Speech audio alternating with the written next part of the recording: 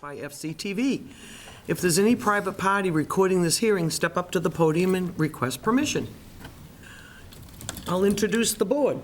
On my far right is Mark Finneran, and then Scott Peterson. This is Frank Duffy, our clerk. My name's Suzanne Murphy, the chair. To my left is James Morse, the vice chair. And on my far left is Noreen Stockman, our zoning administrator, and Ashley DeMello, the office assistant.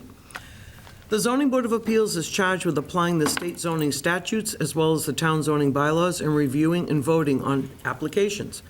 All decisions are made through the public hearing process. Our goal is to hear testimony from the applicants and the public and to allow a full and fair discussion of the project prior to closing the hearing and reaching a decision. Number one, to begin each hearing, the clerk will read the public announcement for the hearing and read pertinent information from the file. Two, the applicant or the applicant's representative will then have 15 minutes to make a presentation, but time may be extended by a vote of the board. Three, the board will then question the applicant. Four, next, the public will be invited to comment. Comment should be limited to 2 minutes and be strictly related to the proposal. All members of the public wishing to speak should be waited to be recognized by the chair and should come to the podium, state your name and address for the record, speak into the mic, it will not amplify your voice, and record audio for FCTV viewers. And before we start, we have a time if anyone wants to make a public comment on anything that's not on our agenda, you're welcome to come up and speak your mind.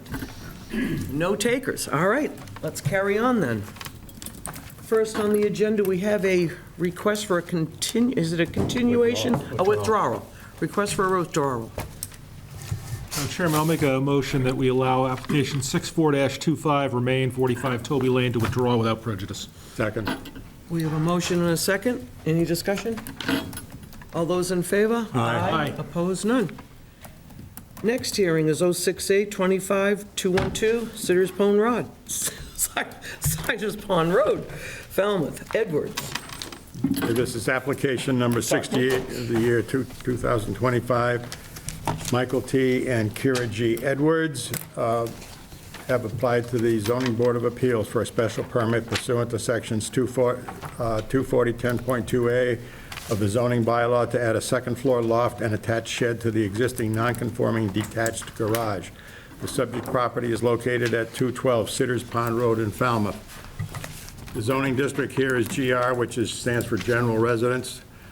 The property is partially in a historic district. There's no applicable flood zone. There are no previous decisions of the Board of Appeals so noted in the file. The lot is 23,106 square feet in the zoning district, which currently requires a minimum of 20,000 square feet, so it's a conforming lot. The frontage is 110.16 feet in a zoning district which requires 100 feet, so it's conforming. Siders Pond Road is a public right-of-way at this particular location. The lot coverage by structure existing 11%. It will be increased to 11.8% by the proposed addition and work. The limit is 20, so it's within that limit. Lot coverage by structure, parking, and paving is currently 25.3%. Will be increased to 26.2%. In a GR district, the lot coverage by parking, paving, and structure is 50%, so it's within the limits of the zoning bylaw. The house on the property is conforming to zoning. It's the garage that is non-conforming. It is non-conforming because it's in the front yard, and also it's 27.5 feet from the street where it's required to be 50. We have a note that the proposed height of the garage will be 20 feet 8 inches plus a cupola. 35 feet is the limit of the zoning bylaw. We have referrals from engineering. They require that there be conditions in the decision for stormwater runoff, that it be contained on the lot, and also for erosion and sediment control. The Board of Health has no comment because there's no septic system required for the work. Conservation, no comment. Water Department says that if there is to be a water service here, it needs to be a separate water service from the house. And we have no letters either in support or in opposition. Good evening, Madam Chair, members of the board. For the record, my name is Kevin Clower. I'm an attorney here in town, and I'm representing Mike and Kira Edwards, the owners of 212 Siders Pond Road, who are both here with us this evening. They're seeking permission to alter the existing non-conforming accessory structure on the property. 212 Siders Pond is located in a residential neighborhood just outside of downtown. At the risk of repeating myself, it really is a lovely neighborhood and a lovely area of town. This particular lot is just over 23,000 square feet. As Mr. Duffy noted, it is within the general residence zoning district. It is not in a flood zone.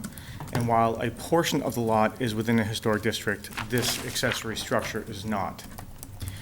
So presently, this lot contains a 3-bedroom, single-family dwelling with a detached garage and sheds. Total footprint is just over 2,500 square feet, which is 11% lot coverage by structure.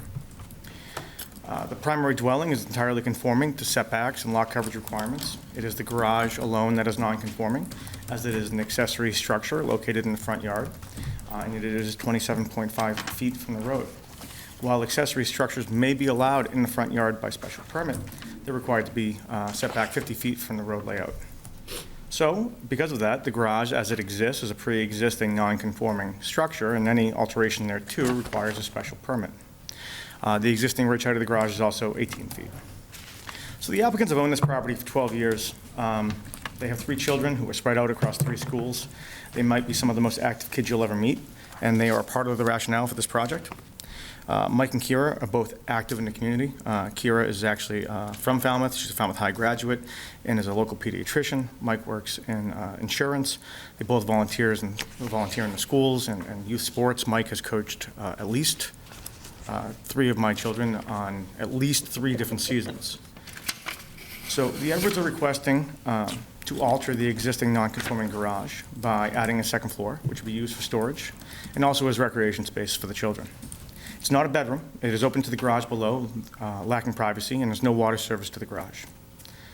The footprint of the garage is slightly expanded by 197 square feet, and part of that is the addition of an attached shed to the garage, as well as a small covered patio in the area nearest the dwelling. There are no proposed changes to the primary dwelling. The proposal does not affect any existing non-conforming setbacks, nor create any new non-conformities, and there's no change to the bedroom count. The proposed ridge height here will be 20 feet 9 inches, which is below the 22 feet allowed for accessory structures. However, due to the fact this is an existing non-conforming structure, it does require a special permit pursuant to 240-10.2A. That section holds that pre-existing non-conforming structures may be changed by special permit, provided they're not substantially more detrimental than what exists. The board is asked to consider the standards of 240-12.1E and whether or not the alteration creates any new dimensional nonconformities, impairs views and vistas, and reasonably conforms to the neighborhood. In this case, there's no new nonconformity created. There's no effect on the views and vistas from the public ways, and it is consistent with the neighborhood. To the extent there's an expansion of this garage, it's in the area away from the street to, I guess that we'll call it the left and up. There's no change to the front yard setback, which remain 27.5 feet. The side yard setbacks will remain conforming. To the southeast, it's 10.7 feet. To the northeast, it's 67.8 feet. The rear yard setback will remain conforming at 118 feet. The lot coverage by structure will slightly increase to 11.8%, which is well below the 20% allowed by right. And the lot coverage by structures, paving, and parking will also slightly increase to 26.2, which is just over half of what's allowed in the general residence district at 50%. This meets the standards of 240-12.1E as well. The site's adequate and suitable for the proposal to use in the same manner as at present. There's no increase in bedrooms. There's no impact on traffic flow and safety. And there's no change in the present intensity of use. There's no adverse impacts on the views and vistas from the public ways. There's no change in wastewater requirements. And there's adequate utility servicing the property. There's no adverse effect on public services or the supply of affordable housing. This project, as proposed, represents an improvement for the owners, adding useful space for storage and removing active children from underfoot. There's no new dimensional nonconformity, no change to the existing nonconformity, and this meets all the requirements of 240-10.2A and 240-12.1E. For those reasons, I would ask that you grant the special permit, but I'd be happy to address any questions that you might have at this time. You want to start off? You used the, as soon as I pulled in the driveway on Saturday, a word came to my mind, and it's the adjective you used twice, active. Obviously, they can use this, and I see nothing wrong with it. And the dog was extremely friendly. I can't find anything remotely out of place here. Yeah, have my blessing. Must be a great dog to be friendly with you. He wasn't wearing his postal carrier.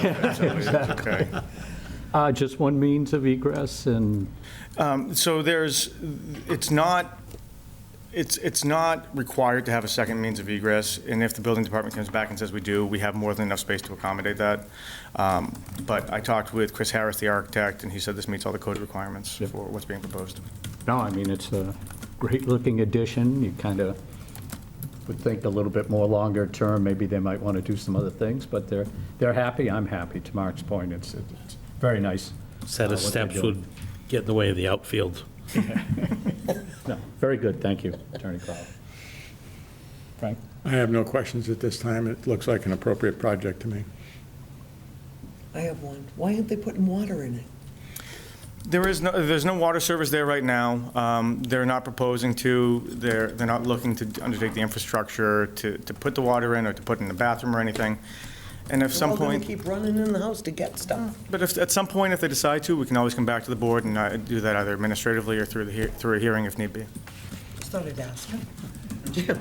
No questions for the applicant. It's obviously lot suitable, and only question to the clerk. I didn't see any opposition, just want to verify for the record. I didn't see any either. I have no questions. Thank you. Anybody else have any follow-up? Noreen, you good? Anybody from the public want to comment on this? Come on up, don't be shy. Come on. All right, Say anything. we're good. I would motion to close. Second. We have a motion to close in a second. Any further discussion? All those in favor? Aye. Opposed, none. Scott, that's you. Okay, motion to approve with conditions. Second. We have a motion and a second. Any further discussion? All those in favor? Whoop. Findings. Binding. Sorry, Frank, Okay, cut we're you right making off. findings. Under Section 240-10.2A of the Falmouth zoning bylaw, it permits alterations to non-conforming single-family dwellings, including structures that are accessory thereto. So that's the appropriate section of the bylaw. A special permit may be granted, provided the change will not be substantially more detrimental to the neighborhood than the existing situation, and we so find. The criteria for a special permit under 240-12.E of the Falmouth zoning bylaw, the proposed use will not have an adverse effect that overbalances its beneficial effects on the neighborhood or the town in view of the particular characteristics of the site, and that it's in harmony with the general purposes and intent of the zoning bylaw. We make the following findings: that the proposed use is adequate, the site is adequate for the proposed use, the site is suitable for the proposed use, there's no negative impact on traffic flow and safety, there's no negative impact on neighborhood visual characteristics, views or vistas. There's adequate sewage disposal, there's adequate utilities, and this project will not affect the supply of affordable housing in the town. Now. Conditions? Conditions. Per plans, For any board referrals. yeah, per plans, hours of op for the construction. We didn't even ask about lighting, did we? I didn't. I don't it's think there was- reflected on the I didn't plans. see any evidence that there was any. Yeah. It is reflected on the plans, so I think Okay, just including it per plan. So we'll get it under per plans. Plenty of room, so. Yeah. Noreen, anything? Kind of simple. I guess the only comment I would have is, we didn't specifically get anything from engineering on it, but their property rolls into the town's road layout, which is prior to the paved area. So the area between their actual lot line and the road layout, anything planted in that area should be effectively like grass or something low, just so that, you know, there's not ever like bushes or something put there that could effectively affect somebody's view.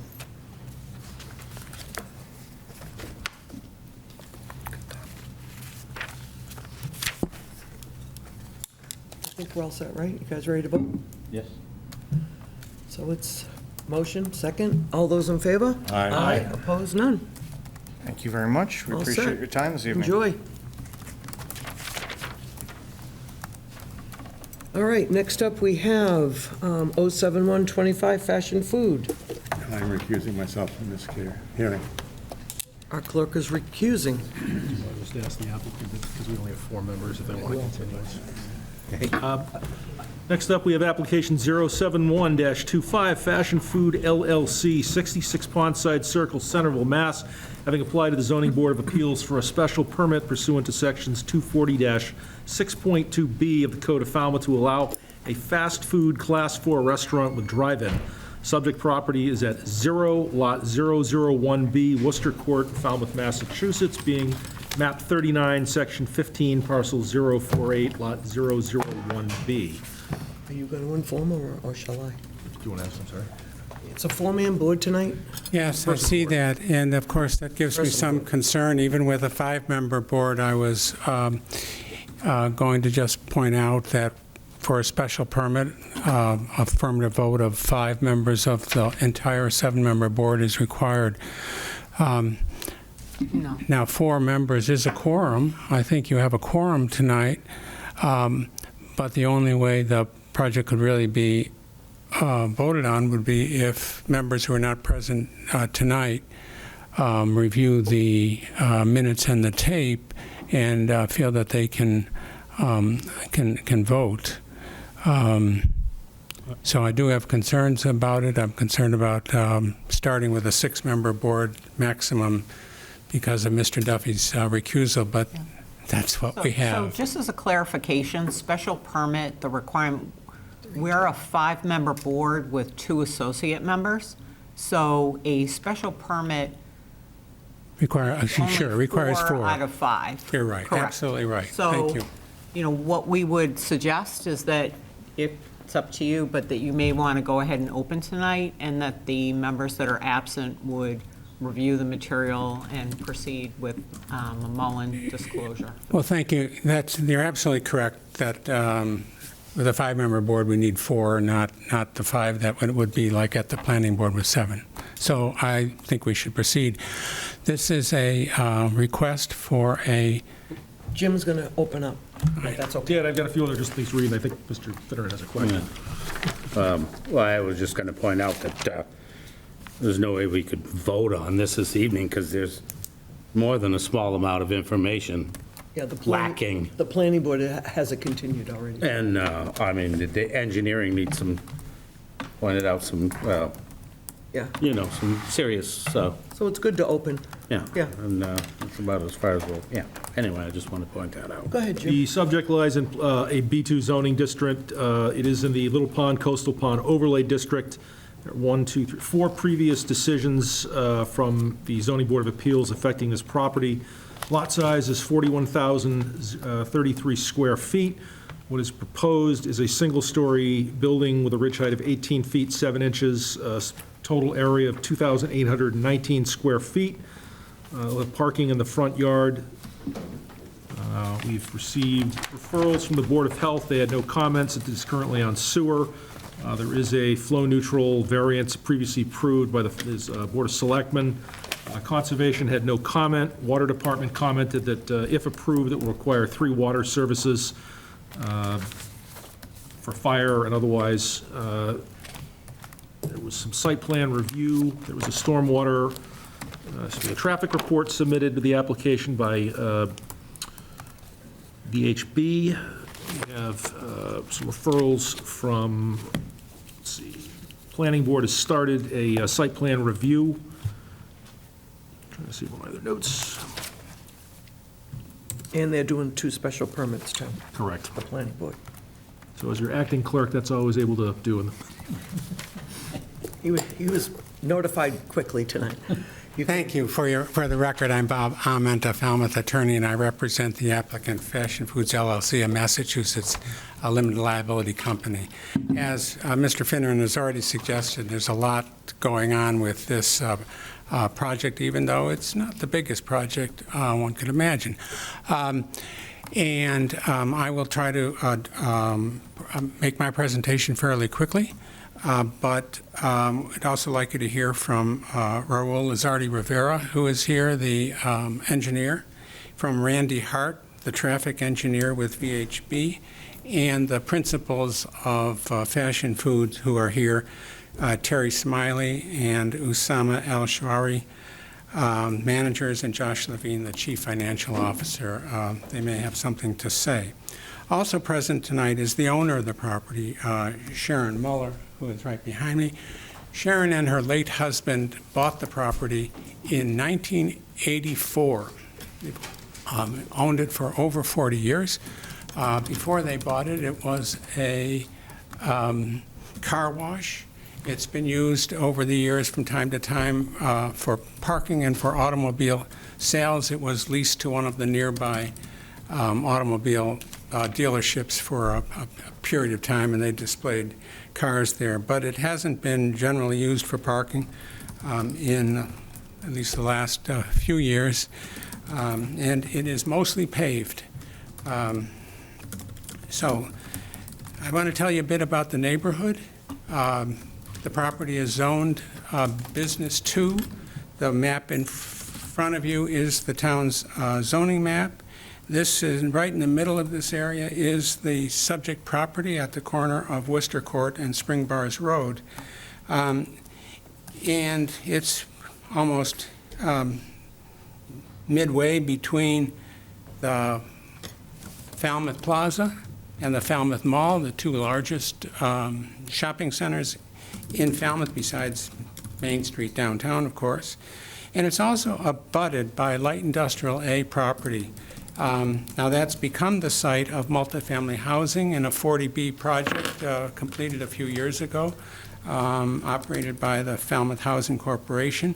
Farther down is commercial property that includes apartments above retail stores with a bowling alley I like very much in the basement. The nearest residentially zoned property is where Kendall Lane has been constructed, another 40B project, and that's about 700 feet away from the property line. And between this corner property and the residential zone, there are two motor vehicle repair shops, including immediately abutting the property. A very large building, not very old, that houses F.W. Webb's Plumbing Supply Places. That's a large building. And one of the interesting things I noted about it, it's got large areas of red walls that really reminded me of the Wendy's logo with their red color that's proposed. So although there are residential zones nearby and single-family residences nearby, this is very much a business property adjacent to nearby other uses like the large Cappies, and over here the O'Hara car dealership and repair and service area, and right across the street is a service credit union, Service Federal Credit Union Bank with a drive-thru. Okay. A fast food restaurant with a drive-thru is allowed in the Business 2 district, which again this is by special permit, and it's allowed in only the Business 2 district in town. You can't have it in Business 3, you can't have it in Business 1. It's only allowed in Business 2, and we think properly designed, it's a use that the town allows to be approved, and this is a good site for it. In fact, we think better than sites would be if it was on Route 28 in terms of traffic generation and the like. That might create some problems for the operator, not as much visibility, but it is actually a pretty good location, and it's what's available for this use in Falmouth. So I've told you a bit about the site. I'm going to show you briefly an aerial photograph. This shows it again. It shows the adjacent car repair facility, which has cars all around the building, as you can see in this photo. You can see all of the cars that are out around the O'Hare dealership.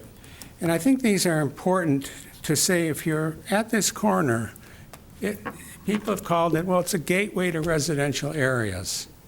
Well, it's a place you pass on the way to residential areas some distance away, but it's smack in the business district. And before you get to those residences, you're going to pass the website, you're going to pass the back of the Falmouth Plaza, you're going to pass the business properties on Spring Bars Road, the site with a large tower, radio tower, the entrance to the Falmouth Mall. This is certainly not a single-family residential area or immediately adjacent to that.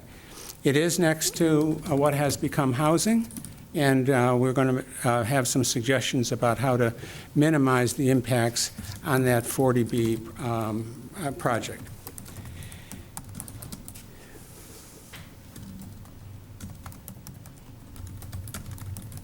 This is the site plan.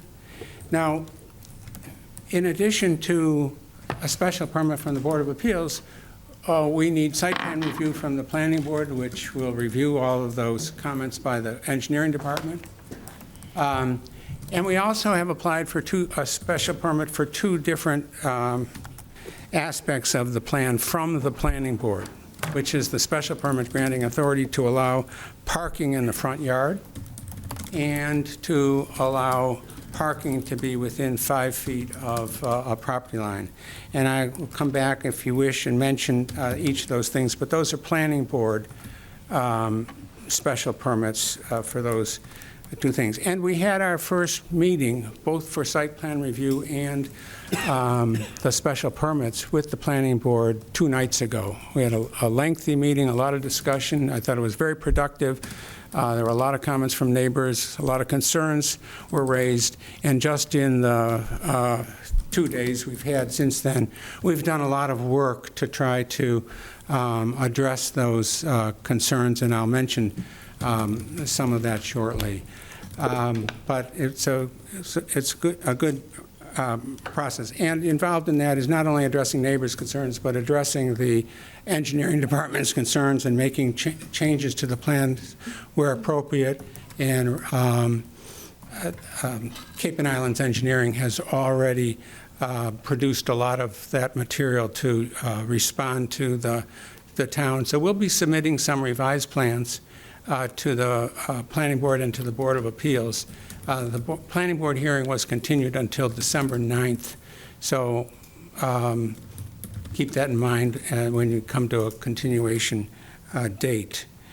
Now, the proposed Wendy's, and Raul and Randy Hart can discuss the circulation a bit, and I'll try to finish up my presentation quickly. This building is 6.9% lot coverage. 20% is allowed by right in the Mr. Codd district. This is Mr. Codd district. The town included it when the Mr. Codd district was established a couple of years ago. And if it were not a Mr. Codd project, and this is not, 40% lot coverage by building is allowed. We're at 6.9%. This is not a big building. The height of the proposed building is, as Mr. Morris mentioned, is 18 feet 7 inches. As you know, 35 feet is the allowed height. This is not a very large building at all. We proposed to have 36 seats in the restaurant inside, and for a fast food restaurant, our zoning bylaw requires 1 space per seat, which is actually much more than is needed for a fast food restaurant usually. But we are showing 39 spaces. We're showing a patio outside the building, which we'd like to be able to use and have people sit there when the weather is nice. The plan shows, I think I recall, 20 seats outside, but we don't want to provide 56 parking spaces. That's not the way the restaurant will work. When people are outside, they won't be inside.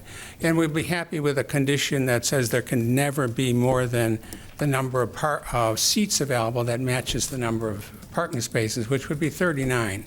That is, spaces inside will be roped off, unavailable for patrons if the seating is available on the outside patio.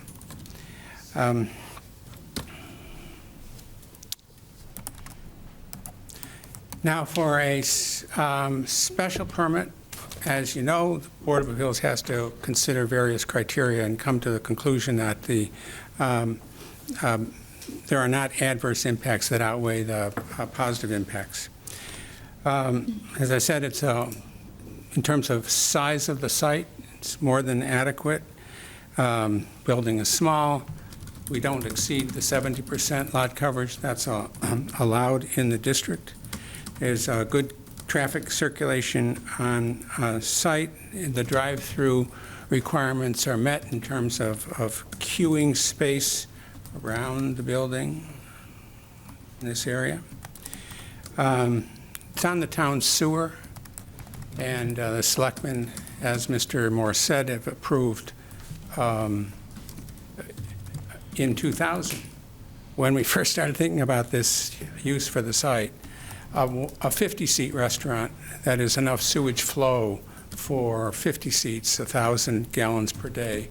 At 39, you only need 780 gallons per day, so we already have that approval from the select board. I think one of the interesting things about this site is that a fair amount of the business property along Main Street in town is actually in a flood zone. This property is 10 feet above the elevation, 10 feet above the flood elevation. You can see that's because of the considerable rise between the adjacent Little Pond housing project. We're at about 22 feet. The flood elevation is at 12. In terms of views and vistas, right now we have just an open lot of pavement, and we think that this site will be nicely landscaped as seen from the street, and will be an improvement. But it's consistent with the character of the neighborhood, with many much larger flat roof buildings. Now, when one of the concerns that were raised at the planning board hearing was the design of the building. And Wendy's has a typical design, as a flat roof. We showed pictures, and we've submitted to you building drawings. However, one of the things we've done is gotten from Wendy's a plan of a Cape-style architectural design. So that's also a change we will make with revised plans. And here's a picture of that. We can probably even improve on this, but it is not the flat roof building that's shown on the plans that we filed with the application. I just want to mention some of the other changes that we're working on. As I said, we're going to address all of those engineering comments. There are a few we don't agree with, and we'll explain those differences, but for the most part, we can satisfy the engineering department. And we're considering more landscaping improvements, some substantial screening between the proposed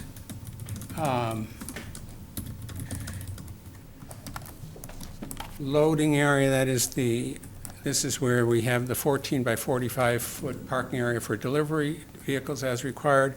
So in this area between the housing, which is actually 70 feet away from the property line, 135 feet away from the order box, about 220 feet away from the pickup window for the one closest apartment. But we will put arborvitae or other fast-growing evergreens along this property line. We're also going to propose a hedge along the parking, probably along this driveway as well, for more of a buffer between the driveway and parking and the streets. I know that there have been some discussions with the owner of the abutting property, the car repair facility. That building is quite close to the property line. There's a fence that already exists that runs from the northeast corner to the property line. It's in this area. And we will offer to extend fencing, either using that or replacing it, and have fencing that's satisfactory to the abutter that could extend past the building and towards the street. So we are going to work on having fencing because of the concern that the Wendy's might have adverse impacts on the motor vehicle repair facility.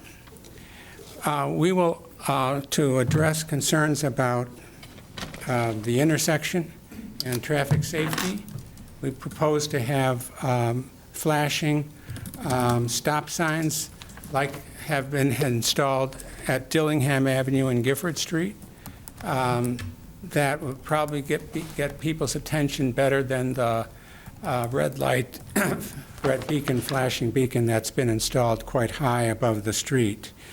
There was concerns raised about the impact of having a restaurant with exhaust fumes fairly near the residences, and we are going to use filtering that's been approved in other Wendy's called captive air filters, which we think will have a big impact on that. The bank across the street had some concern about the proposed driveway leaving the site across Springbriars Road from their facility, their curb cut, and suggested either that we not have a curb cut or that it be right turn only. Well, it isn't reasonable to think that there can't be a curb cut on this property 170 feet from the intersection. And I've always thought that good planning was to have curb cuts right across the street from a curb cut on the other side. In any case, we will consider having this be a right turn only. It is only an exit. It's no entrance from Springbriars Road, with the exception that we do have to have that curb cut available for the large delivery trucks and trash trucks to be able to leave the site. But with proper signage, the number of people turning left there will be quite small. Now I'd like to ask if you'd hear from Raul Lizardi Rivera. Sounds good. Thank you.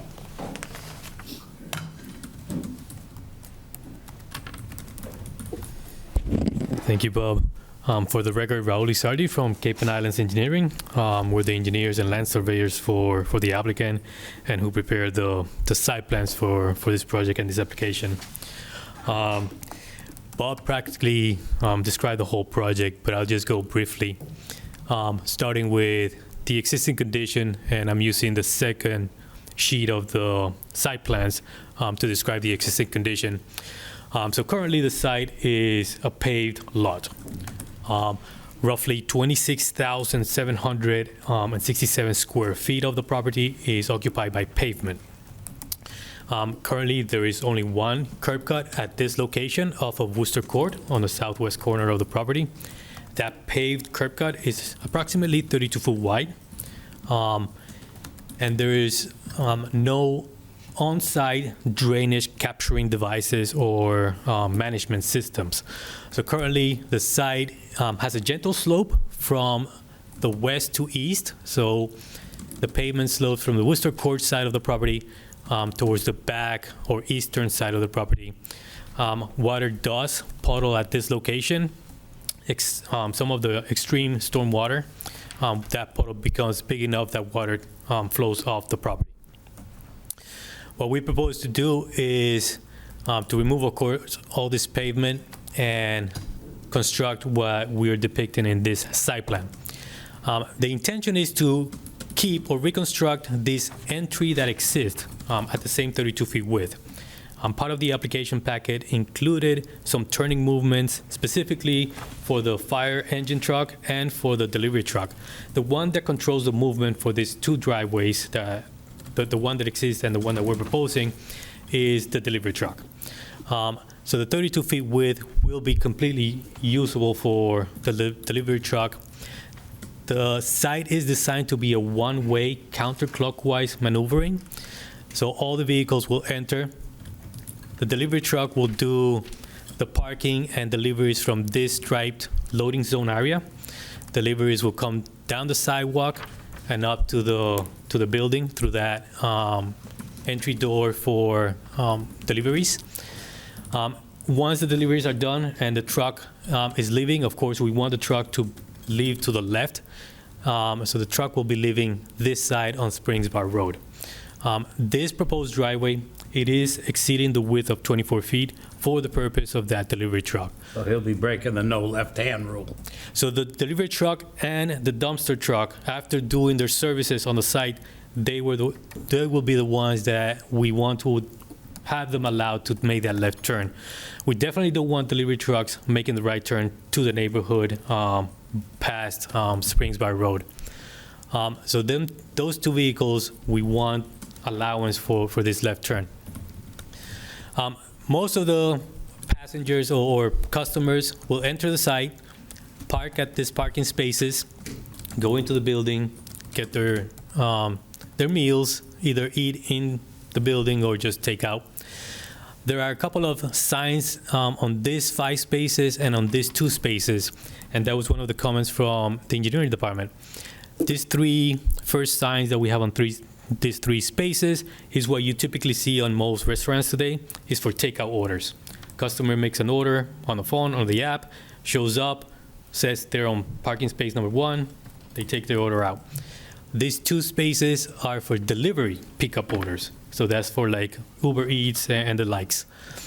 So the other 2 signed parking spaces, of course, are the handicap accessibility parking space signs. The other customers will enter the drive-thru lane. We have the windows at this location, and there is, counting the car in the drive-thru window, there is 8 20-foot long stacking lane spaces, starting from this location here. There will be another space if there's more cars being serviced, but we don't think this facility will necessitate more than the 8 spaces that are allowed. As I mentioned, the maneuvering is always counterclockwise, so vehicles will likely hit this entry or exit and likely make the movements out at this location. If anyone in particular wants to make the right turn on Springs Bar Road, we want them to be allowed to make that movement. It will be easier to exit right at this location if somebody's going down to those residences to the east.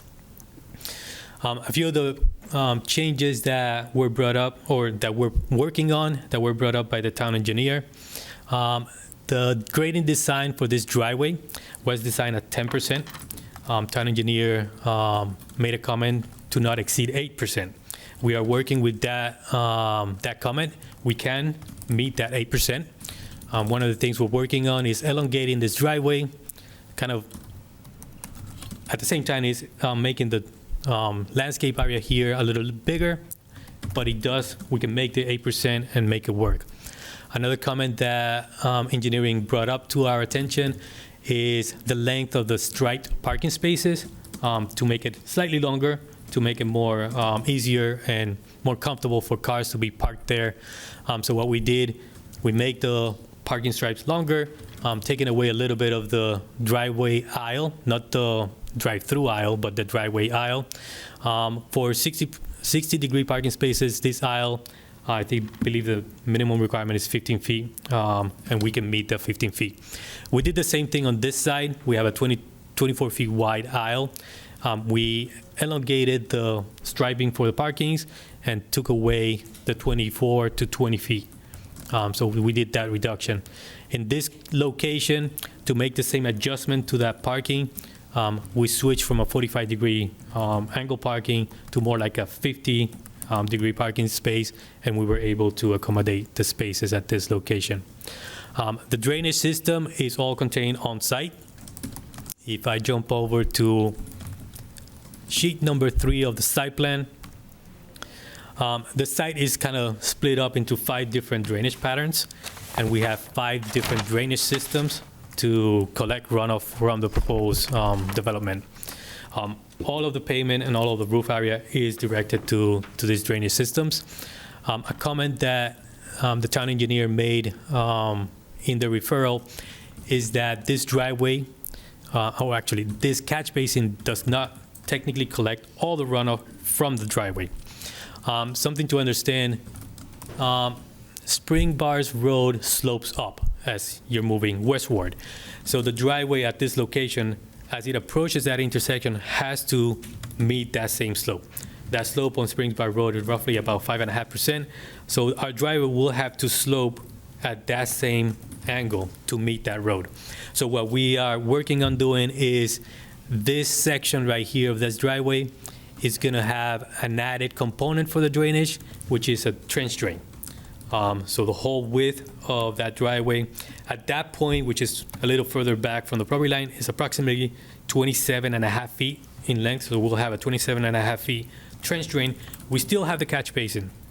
The reason for the catch basin are solid structures. They have a 4-foot sump, and this is where we collect debris, sediments, sands from the wintering or snow management. So we don't want any of that debris and sediment to make their way into the leaching components. So runoff water gets to the leaching components through pipe networks or drain pipes off of those solid catch basins. The collection of the roof runoff is going to be by downspouts, and drain pipes are going to be directing the flow into those drainage.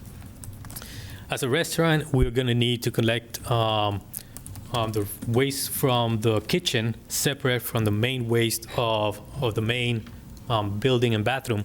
So we have 2 sewer lines coming out.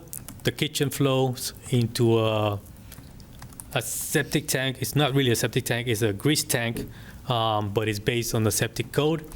After that, the wastewater connects to a stub that was provided when the Little Pond sewer expansion project was constructed. So we have a stub at this location. We have both the waste out of the grease tank and the main waste out of the building collected and connected to that existing stub. A water service is going to be provided from Worcester Court. There's a water main at this location. We intercept that water main with a new water service, and we feed the building.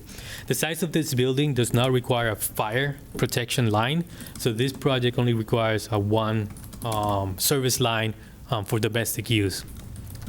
Other utilities are just collected through overhead wires for electricity, gas line from a gas main on Springs Bar Road. As Bob slightly mentioned, there was some comments about landscaping, so we are working with updating and revising the landscape plan.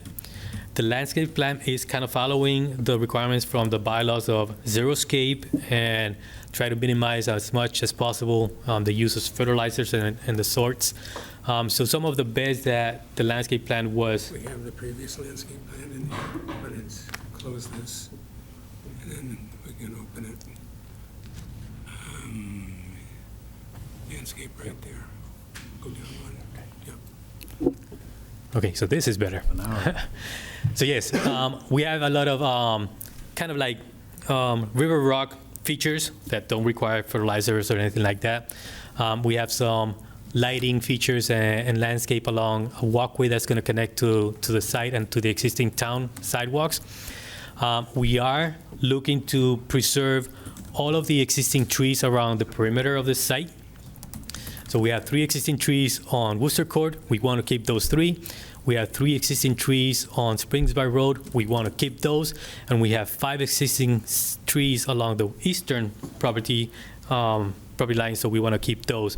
So the grading around this size of the project are kind of protecting the grading that's there, just to protect those trees and the root mass from those trees.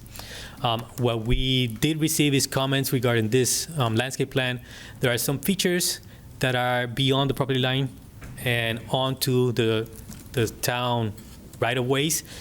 So this is being revised to eliminate the little shrubs that are planted here and a couple of light features that are shown, as well as the river rock that is being shown beyond the property line. So that will be taken care of, and none of the proposed landscaping is going to go beyond the limits of the property. As Bob mentioned, we are working in adding a hedge here to provide some screening of the parking and provide another hedge in between the existing trees, because of course we don't want to damage those existing trees, but provide some arborvitae hedges on this side to block off the views from the zoning area and the delivery for the drive-through. With that, I'll pass it back to Bob. Good timing. Thanks. The next speaker is Randy. I'll have Randy Hart.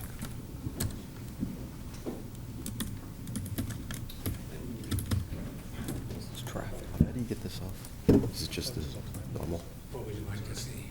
It's traffic. Oh, yes, of course. Where is it? It doesn't take long. Such a bad. November traffic. There it is. Good evening. I'm Randy Hart. I'm a principal with VHB. We are the transportation consultants on the project. We have prepared a traffic impact and access study that's consistent with both local and state guidelines for impact evaluation. Some of the features include a study area of 9 intersections in the vicinity of the site. We review existing roadway conditions and safety. We review existing and future traffic conditions during peak summer conditions, which is critical on Cape Cod, of course. We assess potential project influence within the study area and review access and intersection operations both with and without the project in place so that we can understand what the influence is.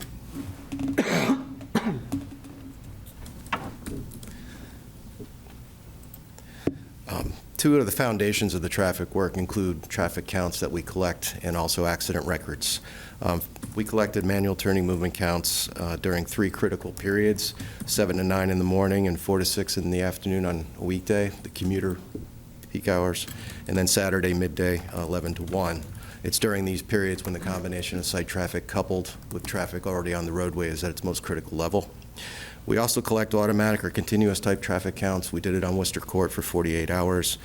And we reached out to Mass DOT and got accident data for the most recent 5 years of data, which was available for all the study area intersections. In terms of the project itself, we need to understand exactly what the project would generate in terms of traffic generation. So we relied on the Institute of Transportation Engineers, ITE, Trip Generation Manual, which is the industry standard. And we use land use code 934, fast food restaurant with drive-through, which fits the category pretty well.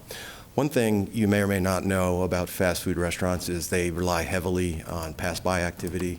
In other words, trips that are already on the roadway that make an impulse stop. In fact, depending on which period you look at, it can be 50 to 55% of their activity. So the busier the street, the more activity they're likely to have. And that's just a big part of the fast food chain.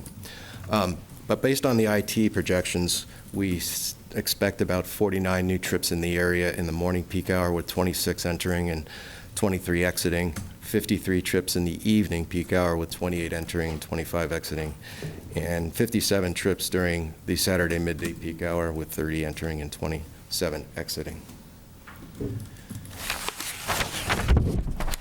The ITE data is interesting because it compiles data from all the chains, various different uses, and we know that certain uses are much higher in terms of traffic generation than others. Like Chick-fil-A is off the charts, absolutely off the charts, and they're in there. McDonald's is not a close behind in second, and they're in that data too. So applying the ITE data, which takes averages from all of these types of uses and applying it to this project, we believe is a very conservative analysis, and we did it that way on purpose. We wanted to provide the town with a conservative assessment of potential traffic impacts. This chart shows exactly what I'm saying. The left-hand column is the ITE projections. The middle column is empirical count data that was collected at the Wendy's facility on 132 at the Airport Rotary in Hyannis. We're told that that is one of the busiest Wendy's in the country. It's a super busy place. And even with that, it still shows that the IT projections for each period are higher than the empirical data from a Wendy's. So application of the ITE in this application is absolutely conservative.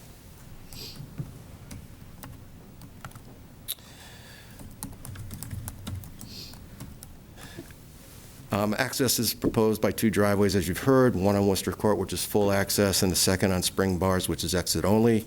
We perform site distance evaluations at both driveways to determine if ISD, intersection site distance, or SSD, stopping site distance, were met.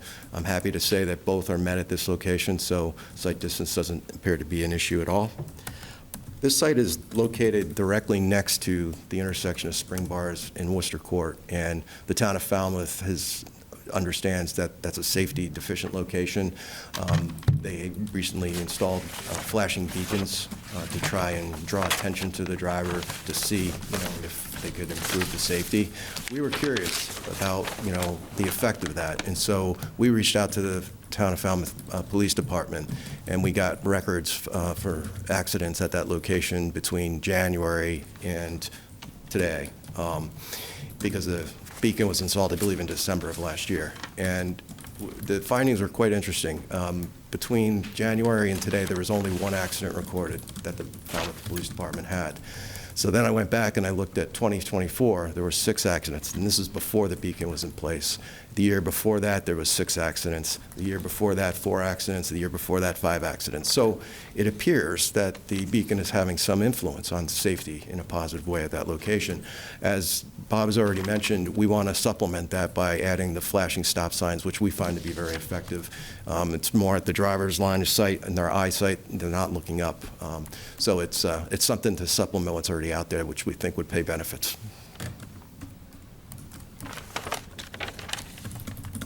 In terms of the drive-through, Raul's already mentioned that there is room for 8 queued vehicles from the drive-in window in the formal queue area. And I say formal queue area, what I mean by that is here's a drive-through all the way back to here. Any further back and you start to influence the ability for people to get into and out of parking spaces. So the formal area can hold up to 8 vehicles, even though the site could technically accommodate about 15. We've done empirical assessments of the queues at both the Hyannis Wendy's location and the Mashpee one, the new one, fairly new, on 28, both of which are on very busy roadways. 132 is really busy. 28's busy as well. Worcester Court and Spring Bars don't carry nearly the amount of traffic. But the maximum queue we found in Hyannis was 7. The maximum queue we found in Mashpee was 8. We don't anticipate this site to generate the same activity as those, and so we think we have more than adequate queue storage with what we have on the plan. And then just quickly in summary, as I mentioned, the use of IT, Land Use Code 934, we believe is highly conservative, and we wanted to use it and be conservative for the town. Even with the conservative approach to traffic mitigation, the project's expected to have relatively minor influences at the study area intersections, and it shows that in the report. There's one exception. The westbound approach of Spring Bars Road to Worcester Court does show additional delay in the PM peak hour with the proposed project in place. But again, I think the safety enhancements are something that can be helpful. And that there's more than an adequate queue storage on site to accommodate the drive-through activity. So that's a quick summary of transportation. If there are any questions, I'll try to answer them this evening. Thank you. Got one now? Go ahead. You just stated that you don't have any concern with the site distance, and engineering has a concern with it both ways. And, well, for one, you got 335 feet is required, and the property on appears to be 157 feet on Spring Bars Road, and then 1 feet 50 feet on Worcester Court. And then 1 feet 50 feet on Spring Bars Road. And then 1 feet 50 feet on Spring Bars Road. And then 1 feet 50 feet on Spring Bars Road. And then 1 feet 50 feet on Spring Bars Road. And then 1 feet 50 feet on Spring Bars Road. And then for you to build the exit for the tractor trailers to come out is particularly inviting for anybody who wants to turn left up Spring Bars Road, regardless of what your signage says. And I don't, to be honest with you, have a lot of faith that that signage is going to be all that effective. And with that being uphill as it is, I think there's some real line of sight potential to be a problem. But like I said, there's so many things that, spaces, so to speak, that need to be filled in here, that I'm really going to refrain from many more questions. But I got one that hasn't come up at all, and I think it's very pertinent. I know this site from when I was a kid. That was a long time ago. There was a car wash there, and it was abandoned for a while, and there was nothing but a sump underneath, and then they went and paved the whole thing over. Has anybody ever done a 21E here? That's kind of a question that you might want to answer, but not this week, obviously. Can I respond to the site distance? Yeah, question? sure. So, yes, engineering did put out there that 335 feet is required for a speed limit of 30 miles an hour, and the speed limit is 30 miles an hour in each direction. But what they didn't take into account is that coming from the west, or no, from the west, if you're on Spring Bars, you're starting at a stop position. You're at a stop sign. So you have to factor that in. And if you're coming from Worcester Court, either north or south, you're making a 90-degree turn onto Spring Bars Road. I went out and measured the speed, comfortable driving speed of all those maneuvers, and it isn't 30 miles an hour. It's just not. And that the other direction it is, certainly coming westbound, and we accounted for that.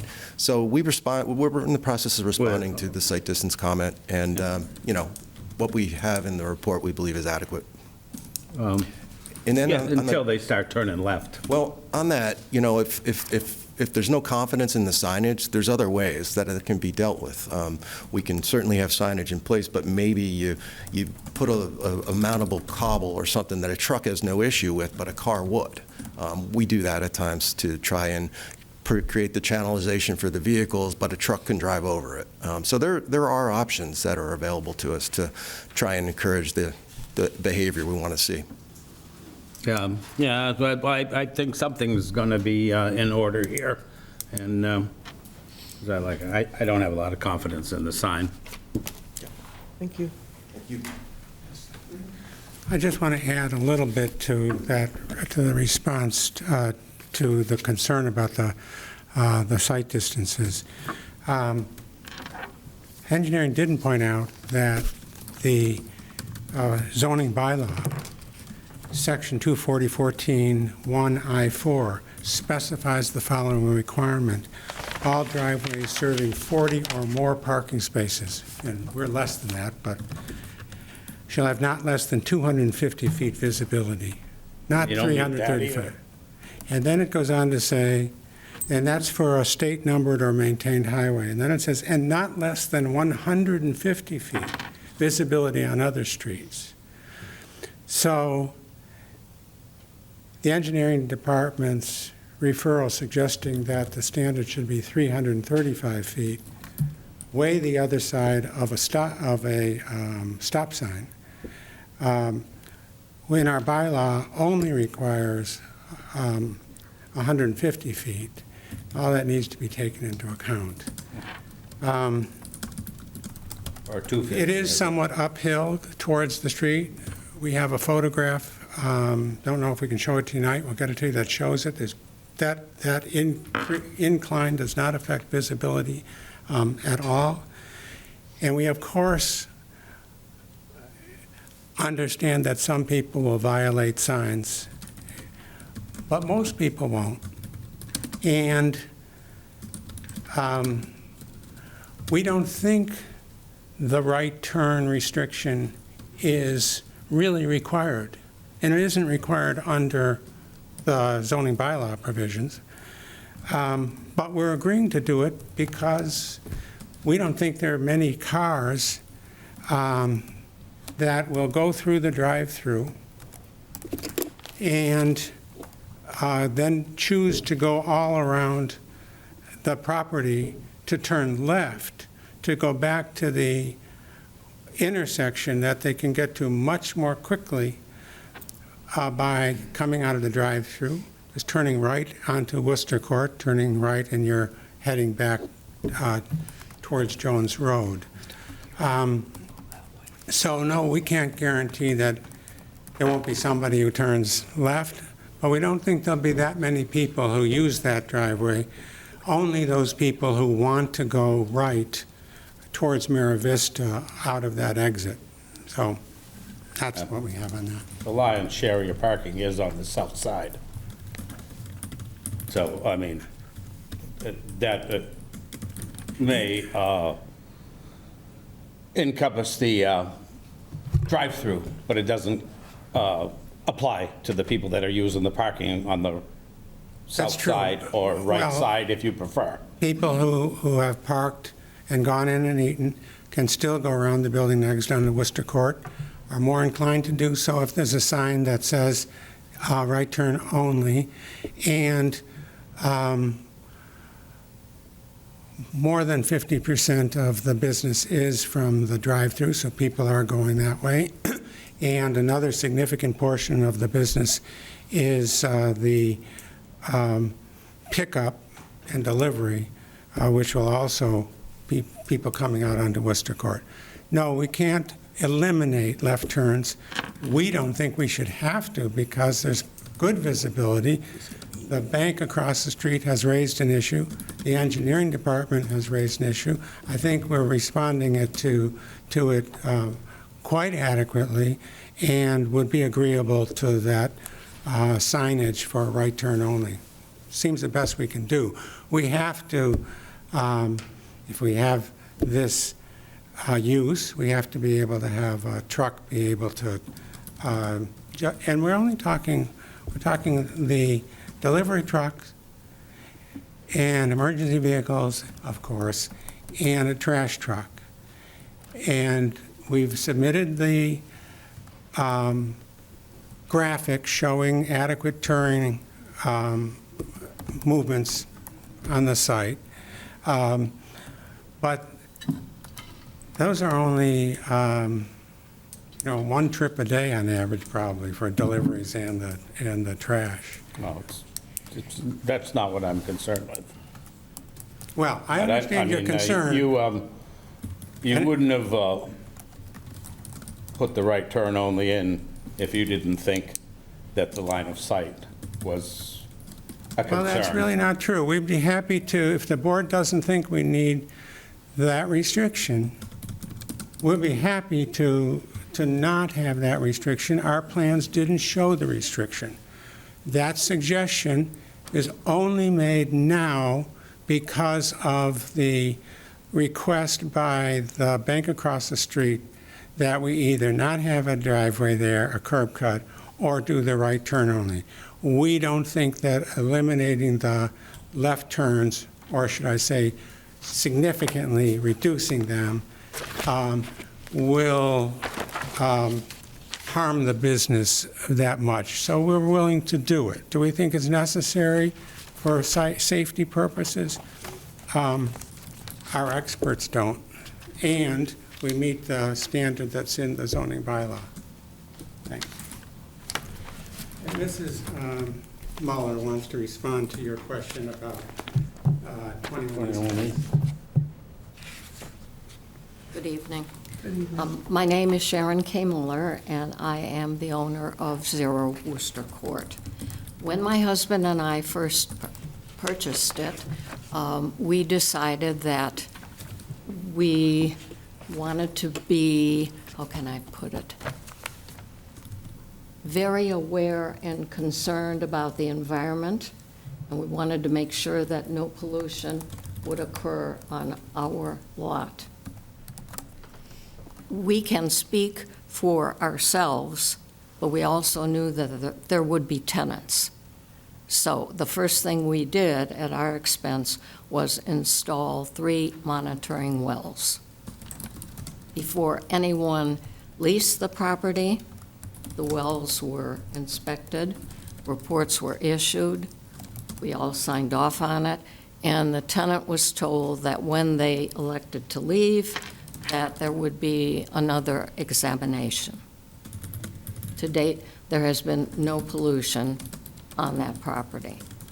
I'd like to mention that how many businesses, small businesses in Falmouth have taken the responsibility, the integrity, and the ethics to put monitoring wells on their property.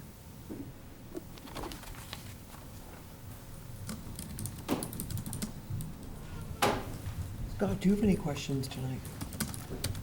I don't have any specific questions. I mean, we have multiple open questions. It sounds like the applicant has taken a good first cut at a lot of the open.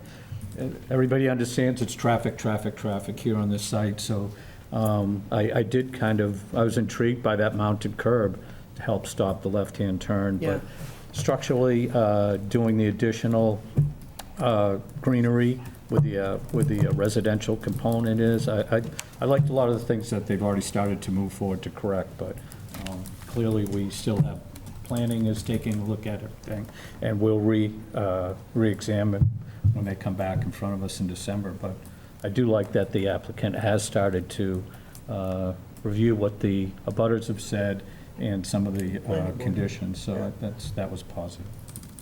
I have a couple for you, if you don't mind. How are you helping the Little Pond people safely get in there, like kids on bikes, to Wendy's? Not Little gonna- Pond Place. Little Pond Place, yes. Because it's going to be not pretty if they, against the one-way. There's 42 units there with north of 80 people living Yeah. there. Well, we think that there might be a fair amount of business, pedestrian business from those apartments, And you so, did a nice walkway going out to Worcester. Is there any kind of plan to do something towards Little Pond Place? well, interestingly,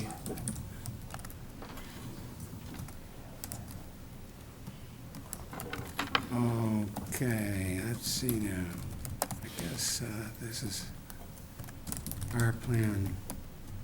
Well, we have, Raul is pointing out that there is a bike rack shown here. But what's interesting to me, about your comment is that Charlotte Harris raised the same Did she? suggestion at Tuesday's meeting, and she was felt pretty strongly that there should be Yeah. some kind of a walkway from this area. And our feeling, my feeling pretty strongly, was that we have an existing level walkway that goes to the corner, wraps around, and then a level path that can be lit at night that would, get you up to the restaurant.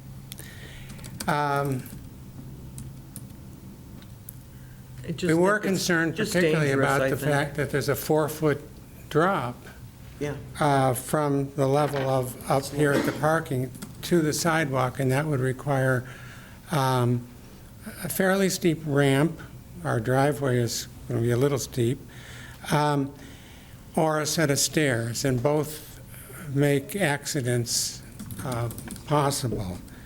Could one put a you'd have to come up that rise, and then I suppose have some path along here and then cross over to here. We felt that we have this existing sidewalk, and this was actually the safer way and not very much longer. Now, even if we put a sign that says, "Don't walk this way," That would be my kids. yeah, I mean, people will come up that driveway, but we question whether we should encourage it. If both the planning board and the Board of Appeals felt this had to be, well, then we would put it in. We don't I think mean, it's... that's going to be your foot traffic right there. And The shortest distance between 2 Yeah. points is always a straight line. Well, of course, there'll be foot traffic from other places as well, Yeah, but some of the there's a lot of businesses. people who live over here, and yes, there will be I don't know, foot just take it traffic. into consideration, that's what We I will. really had. We will, and maybe we'll talk to Linda Clark and the Housing Yeah. Corporation about Yeah. their thoughts about how to She's great to work with. deal with the Yeah. neighborhood. Yeah, Yeah. it's a good idea. And where is snow removal? Can you say Where's the that? snow removal gonna go? Well, there's actually a lot of room along On in that this green area. space, maybe? That's what I was But thinking. it may be that our Wendy's experts can answer that Well, just question. throw it on the plan, when you redo the plan, just show it on there. That works for me. Okay. I I was would just like trying to you think. to hear from them a bit, and then we're done with our presentation. Of course, Okay. you may have questions. Thank you. Thank you. Did you have any questions before you? Okay, sorry. Good evening. Good evening. My name is Josh Levine. I'm the Chief Financial Officer of Fashion Food LLC. As Bob mentioned, we're proposing to transform the vacant lot in the B2 Business District into a Wendy's restaurant. With the rising cost of living, we provide an affordable meal option for Falmouth residents and seasonal visitors. While it's easy to think Wendy's is a large chain restaurant, I think it's important to highlight our history on Cape Cod. I want to make it clear that we're not here from Wendy's corporate. We're a small family-owned Wendy's franchisee. The Smiley family emigrated from South Africa in the 1980s, and through a newspaper advertisement, Ernest Smiley learned of the opportunity to operate the Hyannis and Orleans restaurants. Ernest and his wife, Denise, operated the business, Ernest managing the stores and the books, Denise running the front register and calling customer orders over the intercom. Over the last 40 years, Ernest, with the help of his business partner, Osama, and his son, Terry, have been able to grow the business, adding locations in Yarmouth, 2 restaurants in Plymouth, and most recently, Mashpee, and a second Hyannis location. While the Smiley family has slowly grown the number of Wendy's locations on Cape, one thing has remained consistent, which is the deep roots developed in each community where a restaurant has opened. Our long-standing history of community involvement was part of the culture created by the late Ernest Smiley, and dates back to the 1980s when Ernest became a Wendy's franchisee. Ernest was extremely philanthropic, and the Wendy's franchisees in the New England region were so inspired by Ernest's legacy of charitable giving, and an award was created in his name, where each franchisee selects one recipient from their organization that is deeply involved in their own community and makes a donation in that recipient's name to a charity of their choice. It's also important to highlight the environment we've created for our employees. We have several employees that have been with us for 20 to 30 plus years. We provide training for our employees to grow and prefer to promote from within the organization. All of our employees who work on Cape Cod live on Cape Cod. We anticipate staffing this restaurant with year-round employees currently living in the Falmouth area. So the takeaway I want to convey to the zoning board and Falmouth residents is that entrenching ourselves in the communities we serve and caring for our employees has been part of our DNA and a key factor to our success over the last 40 years. Falmouth is an area of the Cape that unfortunately we have been unable to support, and I believe we would be a good addition to the town. Again, we're not here from Wendy's corporate. We are a small Wendy's family-owned franchisee. Having a Wendy's on this site will beautify this long-standing vacant lot, and thank you very much for considering our proposal. And if I may, I just want to add just some supplementary comments to Mr. Finneran. With the exiting onto Spring Bars, I want to just point out that 80% of our business is drive-through and delivery. So when those customers are coming onto our site, they're entering from Worcester Court, they're circling the site into the drive-through. So 80% of these customers have now picked up their orders, they're leaving the drive-through here, and they're most likely going to leave Worcester Court. Now, if some of those folks want to then go all the way around the building here and take a right onto Spring Barrage Road, they very well may do that. I don't know anyone of those 80% that will decide to go all the way around the building and then take a left onto Spring Barrage Road. Now, the 20% of customers that are dining in, they are most likely going to park in this area, right? You know, if I'm entering from Worcester Court, the fastest way into the restaurant here, which this is the front entrance, is to park in these spaces. If I'm now exiting, I'm probably going to back up and go out here. Oh, it is one way. Okay. It's one way. Okay, so that is one way. So then, I guess, that 20%, if they're heading out towards this intersection, would leave. But, you know, again, the point that I want to make clear is the vast majority of our business is going to be exiting from Worcester Court. Thank you. Now, just my own curiosity. You said it's pickup and delivery of Uber Eats, and that is that large of a percentage of your business now? Drive-thru will make up about mid-50s, and then the remaining, close to 60, and then the remaining 20-25% is DoorDash. No kidding. Uber Eats. Yep. Wow. One of the laziest of Americans. Another thing I was going to mention, my name's Terry Spiney. If you look, this is where the drive-through window is. If you're walking and you're going to cut through, you're basically going right through the drive-through lane to get to the front entrance, when you're going to walk around this way and come in as a safe entrance. I hear what you're saying. You're going to take us the I quickest just know my shortcut you kids are can. going to go the quickest way they can get there. And there's lots of kids next That's door. what kids do, you know. But I think they will learn the most efficient, safest way to get there, but which is, you're not going to cut through a drive-through lane. I bet you they'll make a path. It's probably a little As you said, safer we than should going near talk the to- intersection. I mean, if it means talking to Linda and having some sort of accommodation, we'll work with them. Thank you. Great, thanks. Come on up, sir. Thank you. Then we'll go to the public. You guys are all set, right? We'll go to the public, okay. Yeah, Osama Sahrawi, I'm one of the partners with Fashion Food, lived in the Cape for 36 years after I immigrated from the UK and Egypt. And I've been in the Wendy's business for 36 years since I moved here. I joined Wendy's, Ernest Smiley, and then I became his partner in 2003.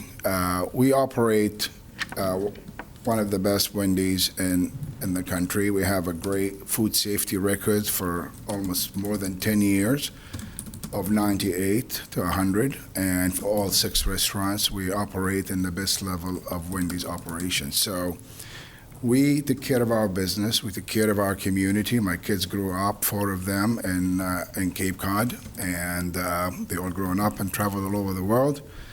And we believe we've been trying to be in Falmouth for 30 years, for literally. So we tried, so East Falmouth, this site here, COVID came in.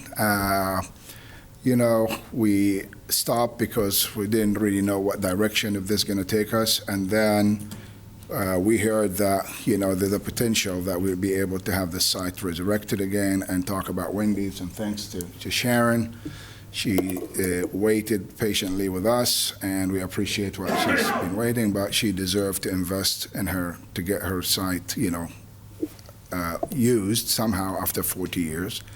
And we will be very good steward of this property if we allow us to be here. Thank you. Thank you. Thank you.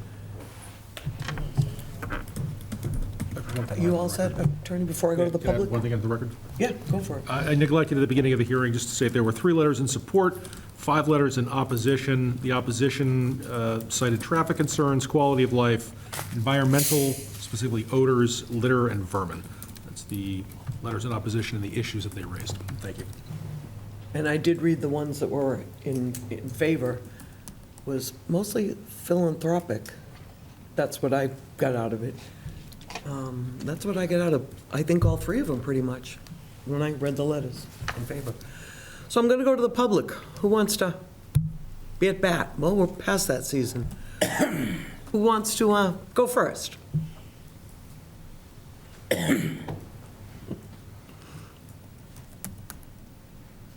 Thank you. Name and address, please. Good evening, Ed Jalowick from Worcester Court. Thank you for the opportunity to appear and for the abbreviated presentation. I did watch the planning board hearing, which went well over 2 hours the other night. Learned a lot. What we've heard is, a lot of interesting but mostly irrelevant testimony. Wendy's is a good company. These folks seem to be nice folks. Good record. I found it telling that the support letters were all from people that don't live in Falmouth, don't live in the area. The opposition was people that live in the area and people that live and work in Falmouth. And I think that's important to note. The biggest concern is, on my part, and I'm a retired professional engineer with a lot of background in facilities management, property management, including industrial, commercial, and residential properties for a small company in Central Mass. And one of the things I looked at when I was looking at prospective tenants for a commercial site was, what type of business is it? We were in a high-traffic area, a lot of safety concerns. It was a main access into and out of town. I would never put a transient business in one of our sites, nor should we put one here. What does transient mean? Short-term customer base, frequent, heavy use. In and out, brief, 5, 10, 20, half hour after having a meal. I'm sure it's good food. I had a Wendy's hamburger at the Hyannis location probably 15 years ago. It was good. Difficult site to get into and out of. Extreme traffic, worse than Worcester Court. That rotary's horrible. Kind of irrelevant. This is the property we're talking about. Doesn't matter whether it's the Pope, the President, the Governor, or Wendy's, or some other business here. The issue is the site is too small for the proposed use. You throw 10 pounds of activity into a 5-pound bag, it's going to burst. You make a mess. It's a very small site, less than an acre. The access from Spring Bars Road, the exit only. It's naive to think that anybody coming from the east up Spring Bars Road, proceeding west towards the intersection, is going to battle through that intersection to get to Wendy's. They're going to scoot up that driveway. That's a problem, because people are going to be trying to come out, and others are going to be trying to come in. I live in the area.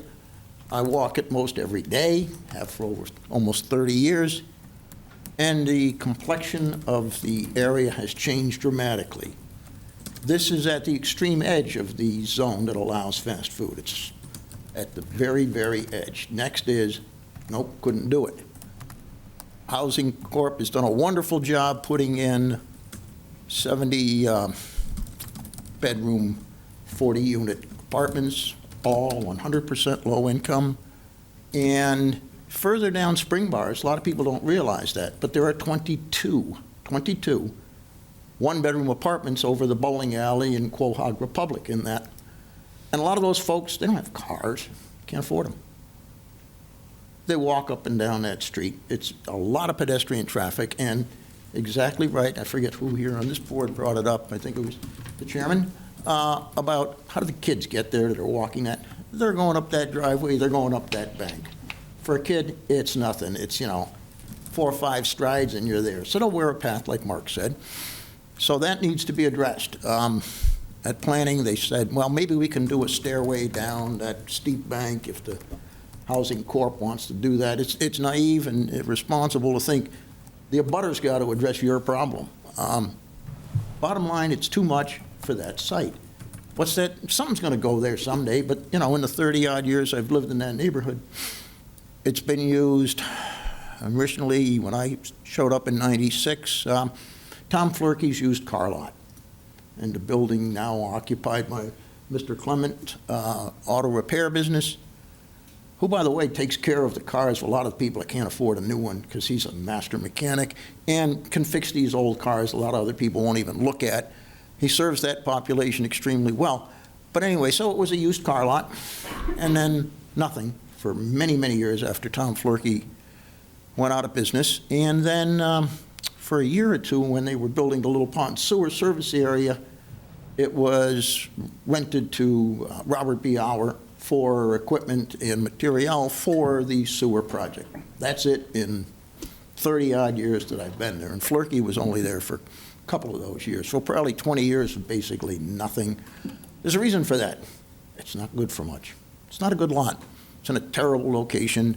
And I'm glad to hear the proponent of this project is amenable to furnishing some flashing stop signs. That'd be a good start. The town eventually will have to put a four-way stop, controlled intersection with probably pole-mounted lights because the overhead are hard to see, especially coming up that hill. It's too close to the existing bank drive-through. The newly installed just a year or so ago Aldi's supermarket, the driveway that leads from Worcester Court to Cappy's and Aldi's is right across the street from that big wide curb cut. And there's a big increase in traffic. The traffic study was done, as stated by the engineer, 7 to 9 a.m., 4 to 6 p.m., 11 to 1 Saturday. Those aren't the peak traffic times for that area. Living there, driving it, walking it regularly, peak traffic is pretty much, I would say from 9 to 2. Yeah. Parents, school buses, doing their errands, going to CVS to get the prescriptions and what have you, going to the banks. There's, in the immediate half-mile radius, probably over half a dozen banks, but particularly the ones on Worcester Court. And, by the way, I forgot to mention, there's some other residences nearby. Attorney Ament mentioned the Kendall Lane project. Come up the Worcester Court heading north a little further, and there are a couple of apartment buildings on the site adjacent to the auto parts store. There's 2 or 4 apartments in small buildings there. And then along Spring Bars, if you head on this diagram to the left, westerly, there is a single-family house. There is a driveway into a complex that has some businesses and a series of condominiums, more residential. Is it a B2 or whatever district that allows fast food? Yep. But over the years, it's become heavily residential. There is no sidewalk on Worcester Court except for a very short span adjacent to the proposed Wendy's site. The sidewalk's on the other side of the street. I shudder about the pedestrian traffic that might come up from Kendall Lane, from Falmouth Heights, and tries to cross that intersection. Yep, there's a crosswalk. Kids, they're going to zip through that traffic on their bikes, these little electric bikes. It's a serious accident waiting to happen. Accidents happen there regularly. A lot of them don't go report it. They're fender benders and say, I'll call to my insurance company. I won't report it. But all too often, I see the blue lights and I see the red lights. There's an ambulance there. There's a serious accident. The problem's bad, and when you're in a hole, don't keep digging and making it worse. Bottom line, with all the wonderful things we've heard, the site's too small, it's inadequate, the traffic study wasn't done at the peak traffic times, and should be redone. I don't know if that's your purview or planning, but the issue needs to be addressed. Give me a second, if you will. That site north of the intersection with Spring Bars and Worcester Court, gridlocks on a regular basis, every day of the week, year-round. It's impossible in the summer. I don't take my car out half the time in the summer. I'd rather walk. And what happens is people trying to get in and out of CVS and Walmart, and those driveways are almost across from each other. Someone coming out of CVS and wants to take a left turn and heads towards Jones Road, they typically block the lane that's heading south on Worcester Court, and everything gridlocks right up to the traffic lights. Both directions, nobody moves. It'll block the Walmart driveway. It extends many times all the way down Spring Bars Road. Don't make a problem worse. Sorry, a better use of that lot might be a couple of duplexes for low-income housing, or a business that does not have that transient traffic turnover. Professional office, a doctor or a dentist where the staff is there all day and customers come and they're there for an extended period of time. It's good, common engineering and business practice. Last concern I had, and I don't think it's in your purview, but the design of the drainage. I understood from the presentation on Tuesday that it's designed for a 25-year storm. Bad idea. You need to design for the 50 and 100-year storms. We've seen in recent years some of these downpours where we get an inch an hour or more. it won't handle it. That water is going to be gushing out of that site down spring bars. It'll make a mess. Thank you. Thank you. Anybody else want to come up to the podium? Okay. All right. Last call. All right. I think we're going to make a continuance, correct? Yes. So it's not going to be the last call. No, not the final. Anything else you want to add tonight, or? No, I just want to thank you. And as you know, we'll be providing more plans, trying to make this project absolutely as best we can. I do just want to mention that traffic study was done in August of last year. 24? Yes. So before Aldi's. But Aldi's, we knew Aldi's was going in, and Mr. Hart included Aldi's He added a in the percentage projects. That should be taken into account. And then when he updated his report about a month ago, he added, increased the numbers to take into account another year. Thank you. Thanks. Do we have a peer, Sure. Sure. peer review of the Are you bringing that up? You want me to bring it up? Chris Bernard, 86 Hudson Street. The one other concern I think has come up since the planning board meeting was hours of operation. My understanding is it's 6:30 in the morning to 1 in the morning. And if that's true, that's obviously a big concern, especially being too that that's probably a lot of drive-through traffic at that time of those hours. So it's something that we wanted to confirm, and if so, that's a That definite area is concern of pretty mine. dark. Like that Spring Bars area is pretty dark after 9. Yeah, but I'm saying 6:30, yes, so 6:30, nothing's open usually past 5:30 from my understanding there, but it doesn't I really mean, matter. not till you get to Quahog Republic, probably. Yeah, so I guess confirming those are the operation hours, and if so, that is definitely a concern of mine. Thank Okay. you. Thank you. Come on. I just want to say that Walmart is open until 11, and Quahog Republic is open until 1. And I don't think that the problem is traffic volume at those late hours. Thank you. I think he was thinking Okay. volume from the drive-through. Noreen, do you want to bring up a peer review for the traffic, or? So the applicant's representative has offered a peer review for the traffic.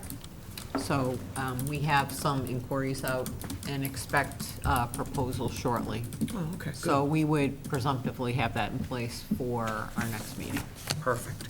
Good. Not that we don't trust. So planning meets again with them on the 9th, so what are we looking for a date for them to come back in front of us? So, given the board schedule and the holidays, we were looking at January 8th, which we figure will give the planning board some time to, consider their wrap-up, and, certainly will give time for us to get a peer traffic report back and respectively have that individual attend that meeting. I'm noting a note on the file that that's the 90-day mark. Would that give us any leeway if we had to continue to a date beyond that?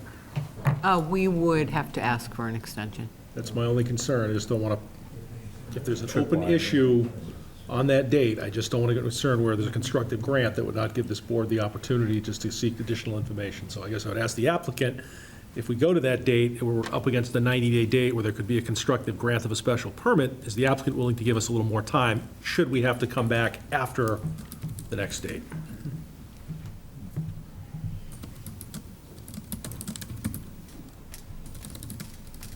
The answer, of course, is yes, but I think that, isn't it correct that your hearing has to open within 65 days and a decision has to be issued within 90 days of the close of the hearing? Isn't that right?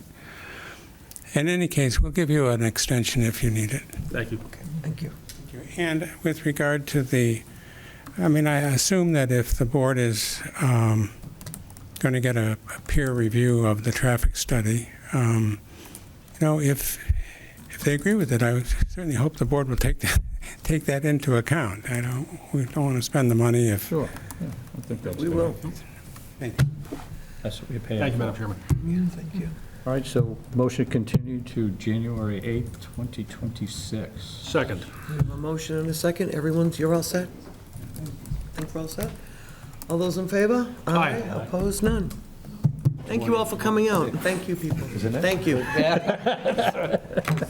Yikes. Trying to put it in perspective. You're a year older. Yeah. Now we get Frank.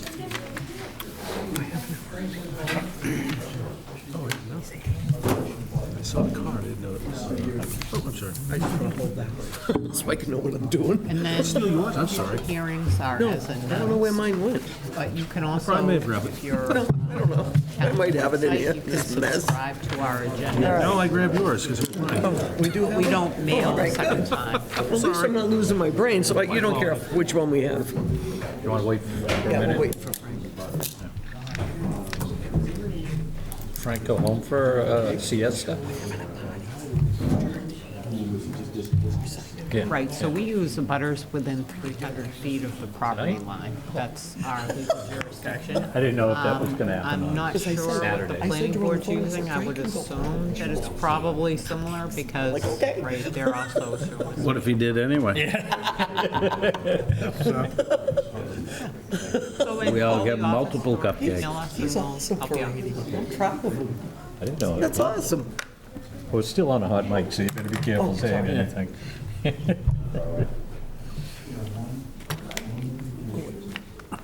Are we doing minutes?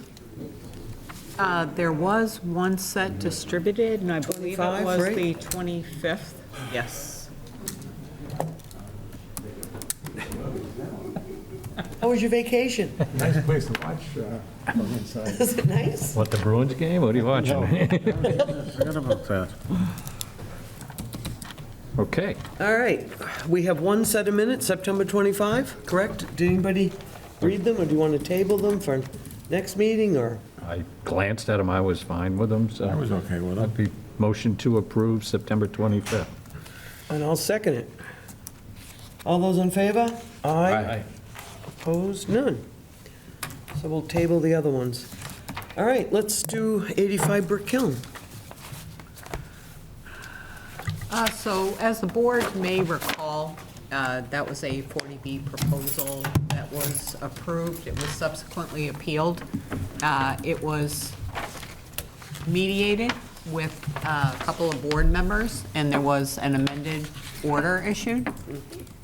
Subsequent to that activity, there was discussion about an abutter who had a claim for adverse possession for a portion of the property. So where they've asked the Affordable Housing Fund for some financing for the affordable units, the fund has effectively asked the developer to assure that none of the development will be within the area that's in dispute currently. So in response to that request from the town, they have slightly moved the location of the two duplexes that would have been affected such that they are fully out of the area that the abutter is claiming as potential adverse possession. So this request, this modification before you, is to accept the two changes on the couple of pages that reflect the change in location of those two duplexes. Through you, Madam Chairman, and having read that provision of the insubstantial versus substantial, this is clearly outside of a substantial change and should be approved as a matter of course. Isn't correct? that it right there? I would say they that show that's they also shifted correct. everything? There's no change to the density, No. so. Thank you very much. Anybody have any problems with this? No? No. You guys all set We've with been it? waiting for this to happen. Yeah. Yeah. We asked them to do it, actually, I think. Okay. Easier to move them before they're built. Yeah. Madam Chairman, I'll make a motion to approve as an insubstantial change what has been requested in 05824 85 Brick Hill Road to the previously approved plans. I'll second. Everybody all set? Yes. All those in favor? Aye. Opposed, none. All right. Glasses back on. Board discussion. We'll do that at the We will do that, yes. We are meeting on Saturday, Saturday, the 15th. the 15th. 15th, a week from Saturday. A week from Saturday, correct. Thank you, because I always mess up. Board updates. It's not, well, it's somewhere an open meeting. Was a Zoom link sent out for the executive session tomorrow, or is it in person? That date has been moved to next Friday, so we will send out a separate link. Very good, thank you. Any idea of morning or afternoon? 10:45. 10. 10 a.m. Same, 10 okay, a.m. 10 a.m. 10 a.m. The other one was 10:45. Oh, 10, The new right. one's 10. 10, okay, thank you. I think it's the 15th, Yes. Yeah, the 15th is Friday. and future agenda items, that's one of them. And so our next meeting, our meeting is a workshop on Saturday. The next public hearing is November 20th at 6. And we just want to confirm the time for the site walk for the board for Zero Sandwich. We were looking at 2 o'clock on the 17th of November. Yes, That's a Monday, right? Yes. yeah. Yeah. 2 o'clock? 2 o'clock? Town meeting. It is town meeting. Well, we'll get you there. And I've just asked them to, I've asked them to make sure that there is no Couldn't keep me ticks away. in the area Yeah, that we will. I don't want any ticks. I'm opposed to ticks. Yes, There'd be a- that was what I confirmed. Now, they whacked any trails through there for us? I don't know, but that is what has been discussed. So we're anticipating that they will have the site reasonably prepared in advance so that you have access. Thinks I'll go to Florida for the winter. No, they don't leave, Frank. You have Okay, so cats. 2 o'clock on the 17th. And I didn't get poison ivy out in North Falmouth, I'm but still shocked but I you got it the didn't. following week, and Oh, I have did it you? everywhere. Okay, motion? It's still live. Motion to adjourn, so I go scratch my poison ivy. Second? Second. Motion to adjourn in a second. All those in favor? Aye. You just need to hit your gavel. So